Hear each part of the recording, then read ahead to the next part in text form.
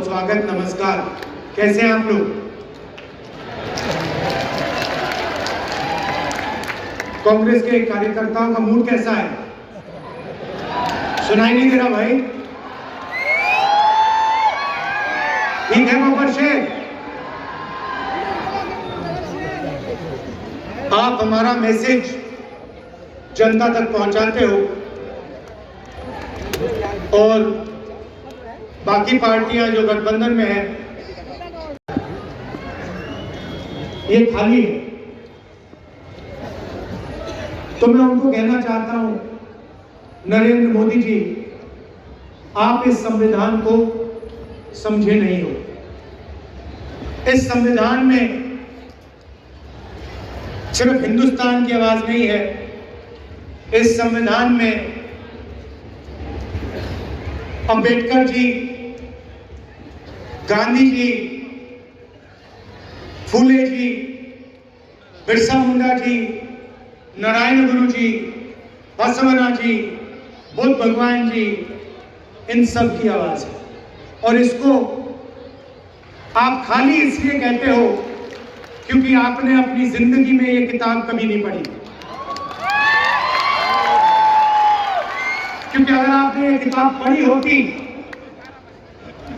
तो जो आप करते हो आप कभी नहीं करते। भाइयों और बहनों,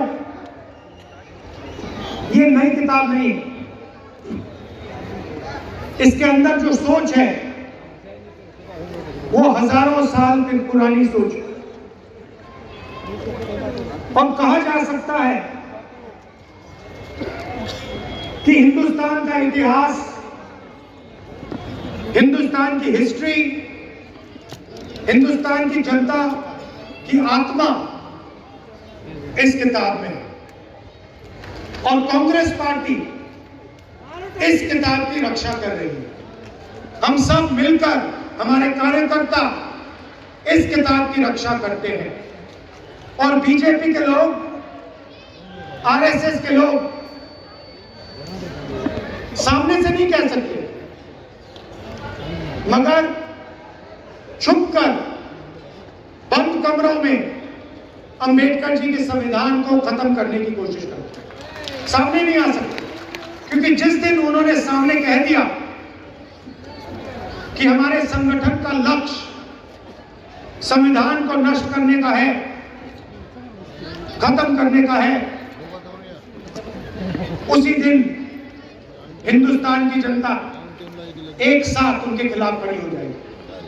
तो ये छुप कर ये काम करते हैं। देखिए, कॉन्स्टिट्यूशन से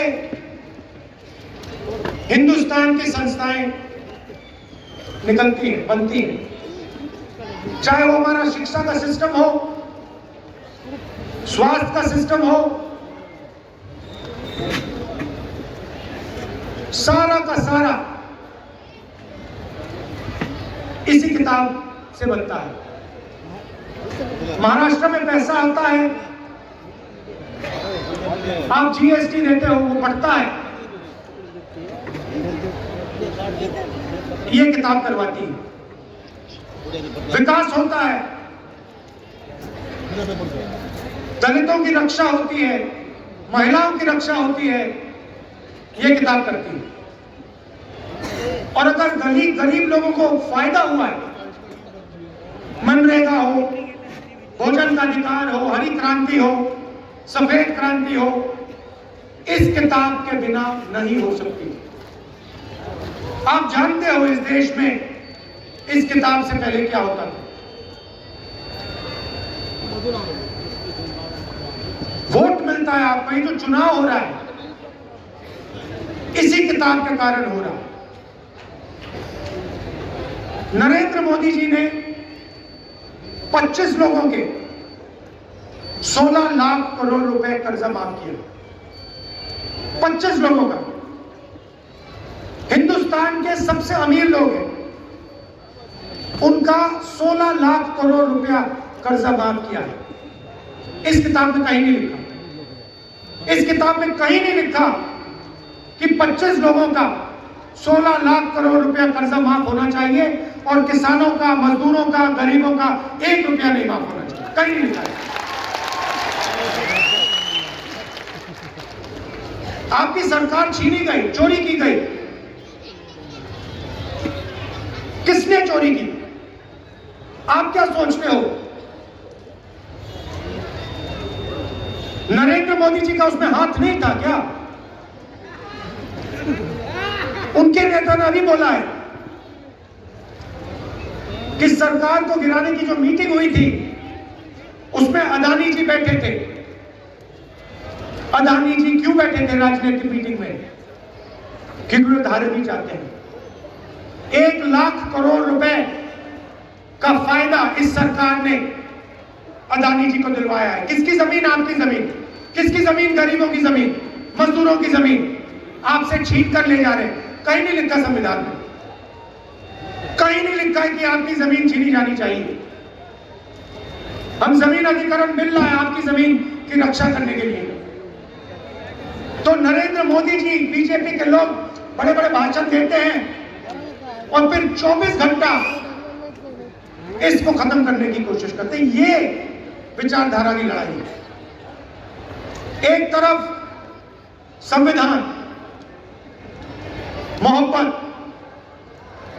आदर, भाईचारा, दूसरी तरफ नफरत, हिंसा, अहंकार और इसको खत्म करने की कोशिश। यह लड़ाई चल रही है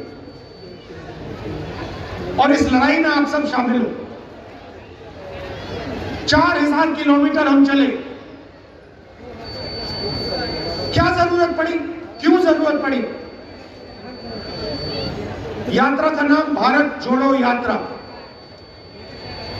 एक ही नारा दिया हमने, नफरत के बाजार में मोहब्बत की दुकान खोलनी है। ये जहां भी जाते हैं नफरत फैलाते हैं। एक प्रदेश को दूसरे प्रदेश से लड़ा देंगे। मणिपुर जाइए, जाके देखिए वहां क्या हुआ है। आज तक हिंदुस्तान का प्रधानमंत्री मणिपुर नहीं जा सकते और ना गए। इतिहास में नहीं हुआ ऐसे कि हमारे प्रधानमंत्री एक प्रदेश में जो चल रहा है 1.5 साल के लिए वहां गए नहीं।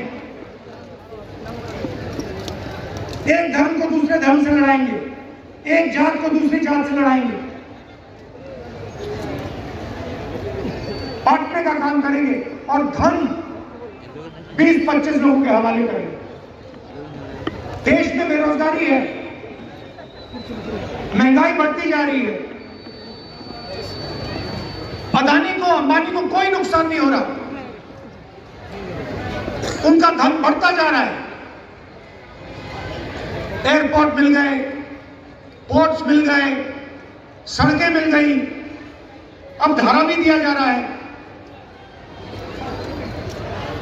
नुकसान आपका है, नुकसान सोयाबीन के किसान का है, नुकसान मजदूर का है, नुकसान बेरोजगार युवा का है। और आप लोग देखते रहते हो, आपके आंखों के सामने हो रहा है और आप देखते रहते हो।